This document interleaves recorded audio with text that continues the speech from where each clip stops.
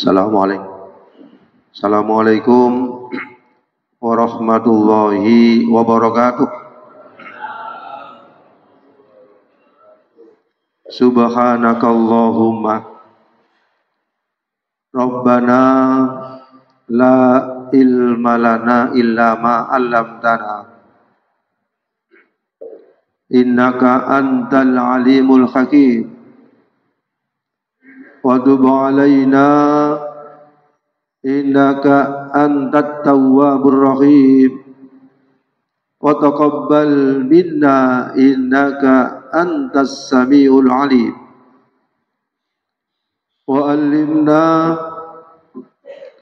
min ladunka ilman nafi'ah ya dzal jalali wal ikram.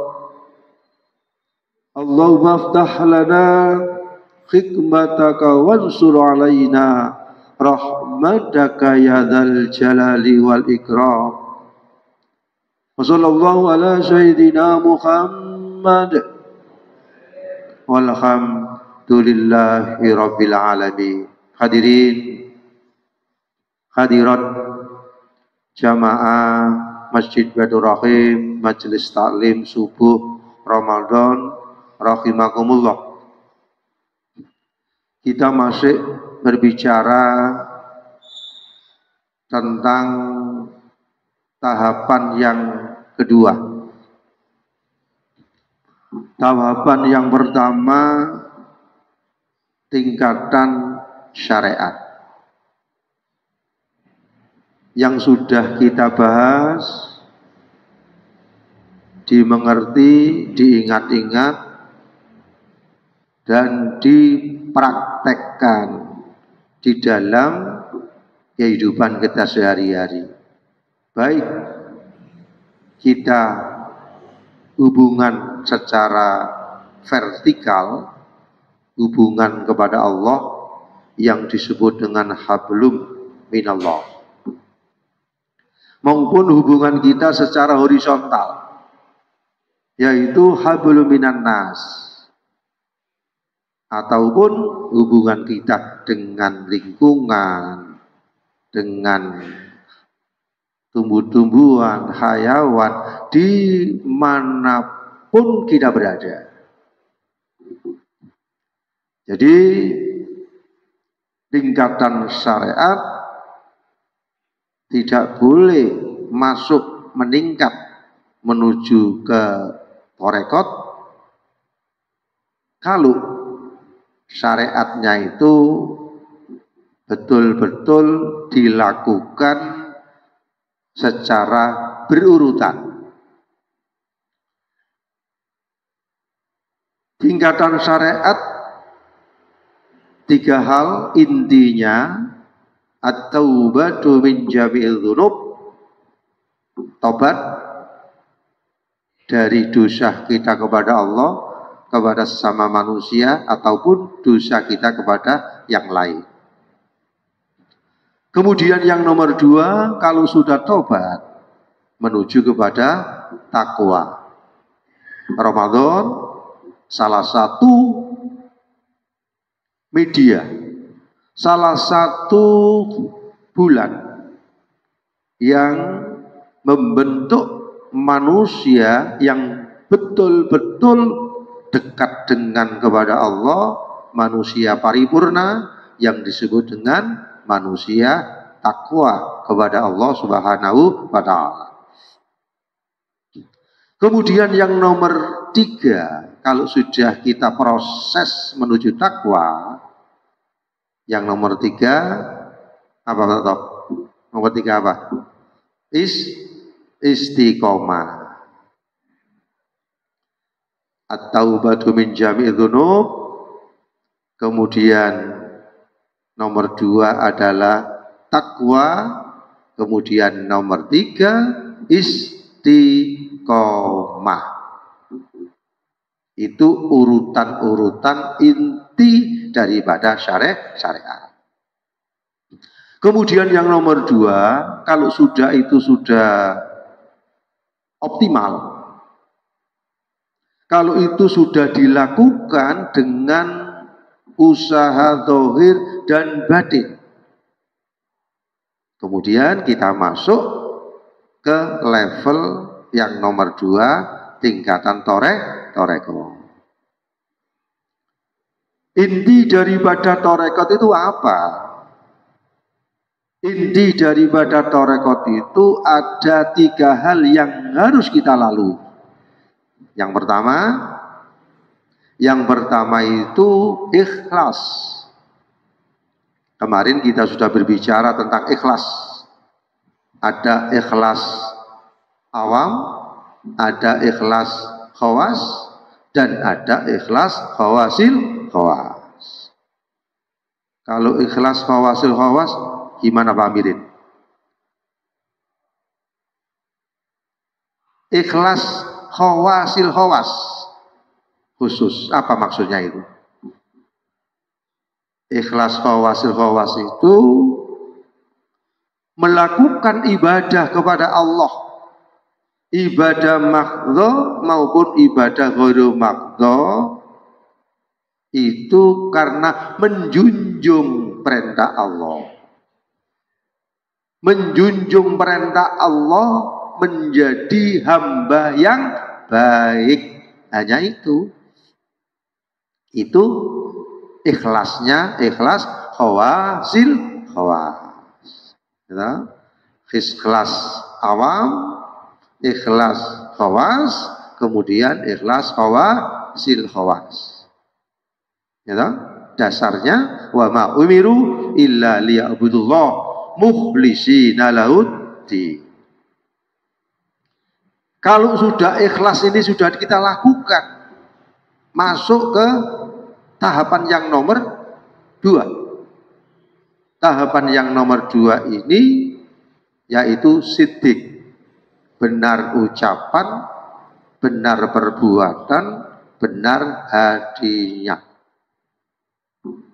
Hadinya A, lisannya A, perbuatannya A. Ya. Kemudian untuk membuktikan siddiq ini ya, butuh proses. Ya, menurut Pak Amirin berat apa ringan siddiq ini? Berat, tapi harus berusaha. Innallaha la yughayyiru ma biqaumin hatta yughayyiru ma bi anfusihim. Allah tidak akan merubah kalau diri kita tidak berikhtiar zahir dan berikhtiar batin. Misalnya panjenengan kepingin dekat dengan Allah, kepingin mukasyafah, kepingin muraqabah, tapi tidak ada ikhtiar, tidak bisa. Ya toh? Ikhtiar zahir dan ikhtiar batin. Itu namanya siddiq.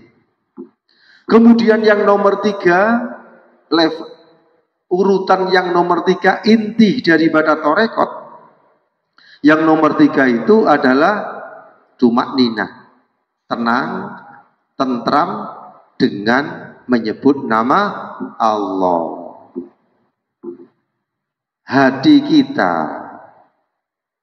dilatih dan dibiasakan untuk ingat kepada Allah. Hatinya Allah, Allah, Allah.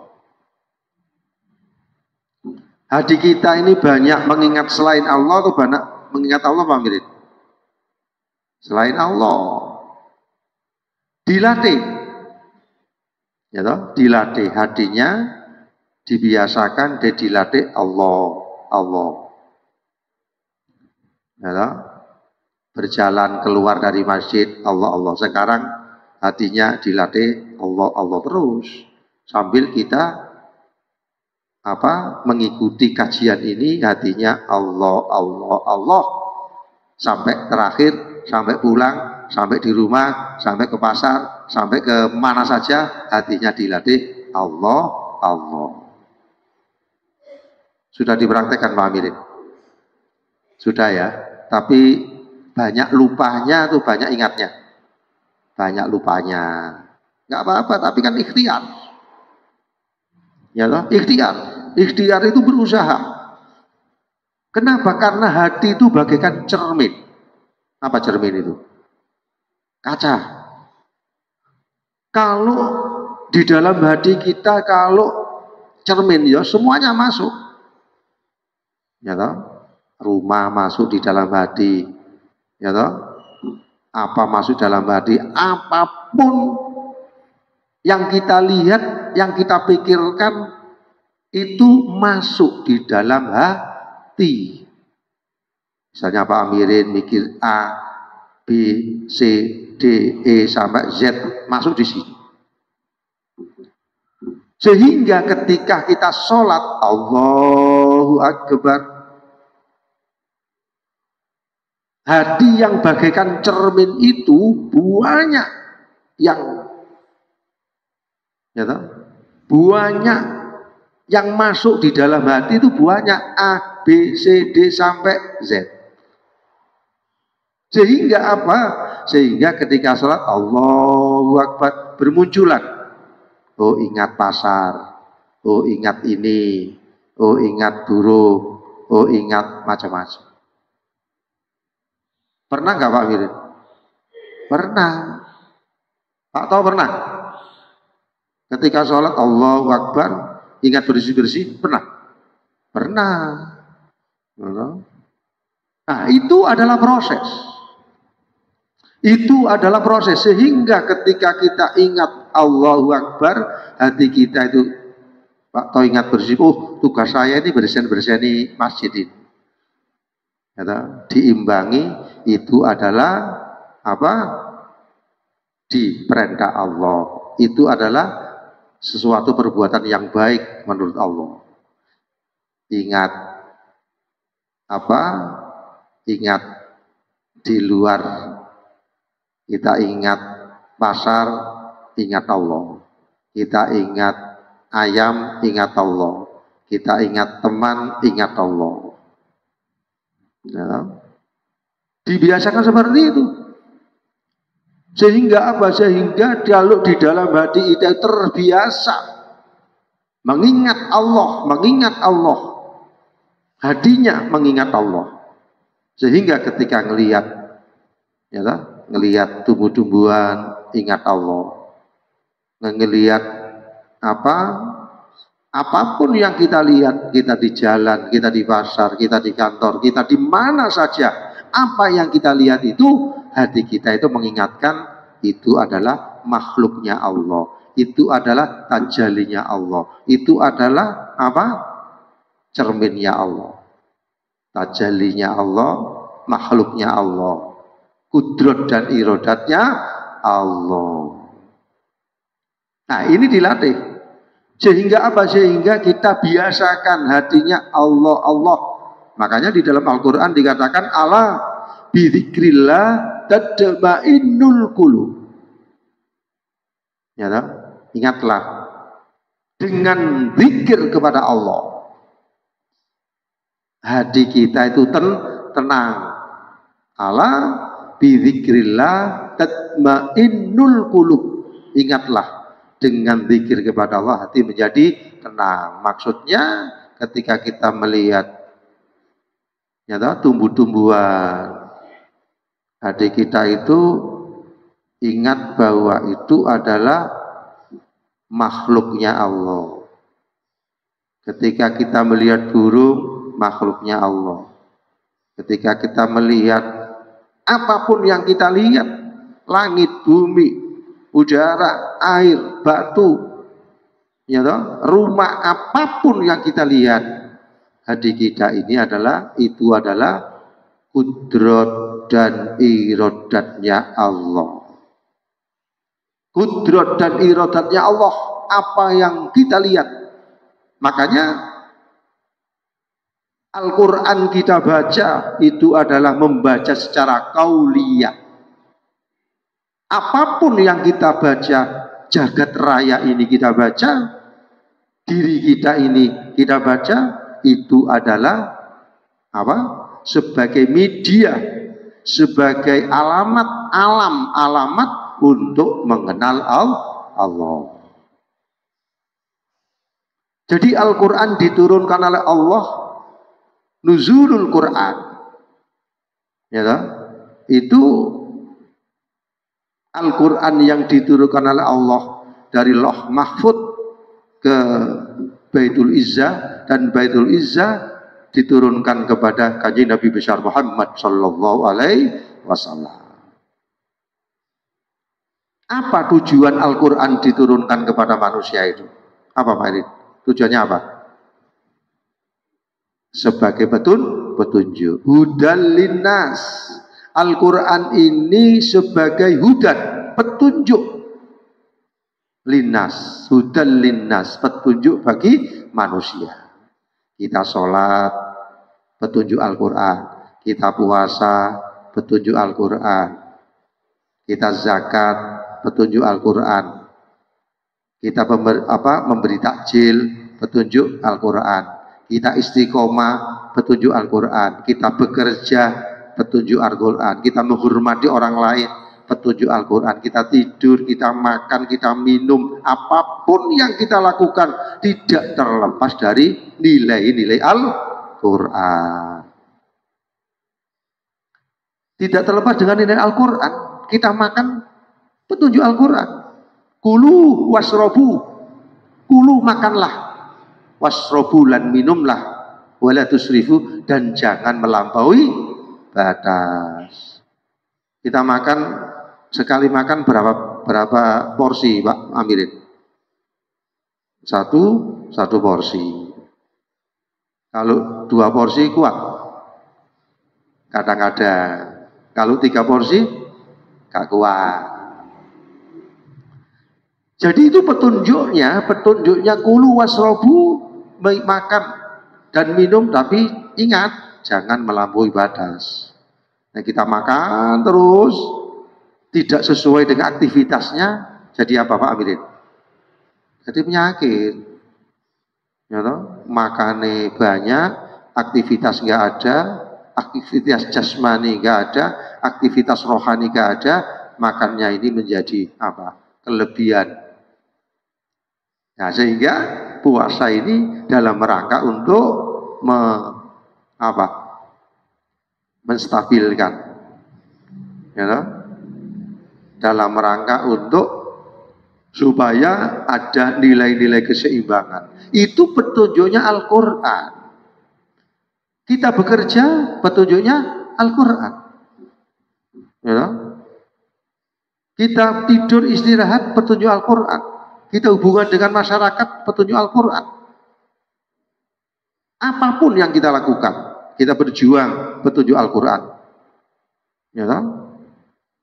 Kita berjuang, petunjuk Al-Quran.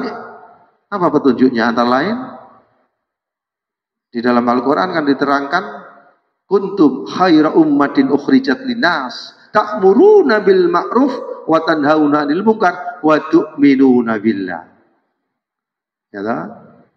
Kita ini sebagai umat yang terbaik. Kalau ingin menjadi umat yang terbaik, kuntum khaira ummatin ukhrijat linnas ta'muruna bil ma'ruf, mengajak kepada kebaikan. Jadi kita diharapkan punya apa? Punya tugas untuk soleh, tidak hanya secara pribadi, tapi soleh solihah secara berjamaah. Tetangganya belum jamaah, diajak jamaah. Tetangganya belum mengikuti kegiatan-kegiatan, diajak.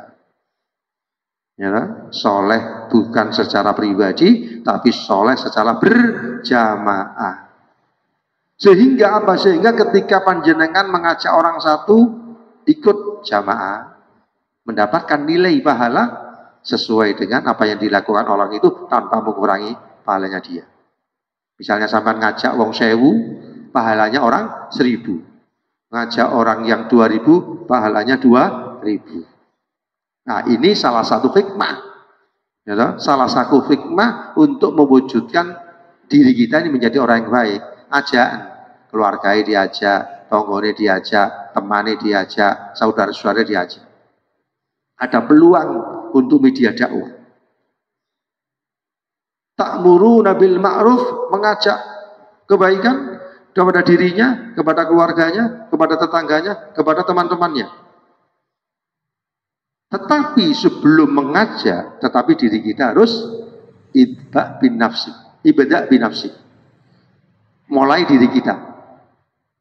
Makanya di dalam Al-Quran dia katakan, ku anfusakum, jagalah dirimu, wa ahlikum naro, jagalah dirimu dan keluargamu dari api neraka. Inilah salah satu hikmah turunnya Al-Quran, ya toh, nuzulul Al-Quran 17 Ramadan, ya toh, diturunkan dari Baitul Izzah kepada Kanjeng Nabi besar Muhammad sallallahu alaihi wasallam. Itu antara lain salah satu fungsinya hudal linnas, petunjuk bagi manusia. Maka dari itu kita disuruh membacanya. Iqra. Ya, wahyu yang pertama kali diterima oleh Kanjeng Nabi besar Muhammad sallallahu alaihi wasallam surat Al-Alaq. Iqra, bacalah. Iqra ini fi'il amar. Amar artinya perintah. Perintah dari Allah ditujukan kepada Nabi melalui malaikat Jibril dan ditujukan kepada umatnya, termasuk diri kita ini sebagai umat Kanjeng Nabi besar Muhammad sallallahu alaihi wasallam. Kita harus ngaji Al-Quran, membaca secara teks, baca Quran, membaca secara kauniyah, apapun yang kita lihat itu adalah tanda-tanda kebesaran Allah.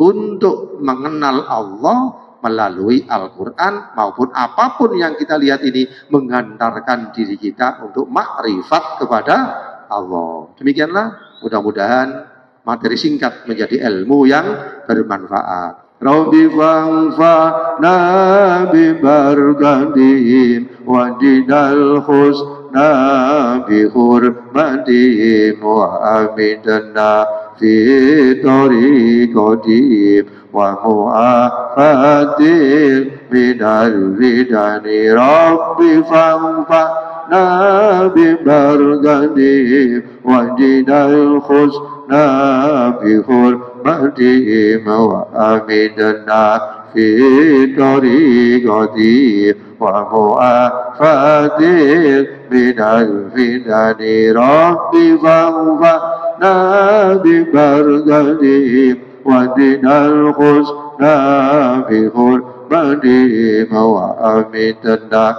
fi tariqatihim wa mu'afatil minal bidani. Allahumma salli wa barik ala sayyidina Muhammad walhamdulillahi rabbil alamin.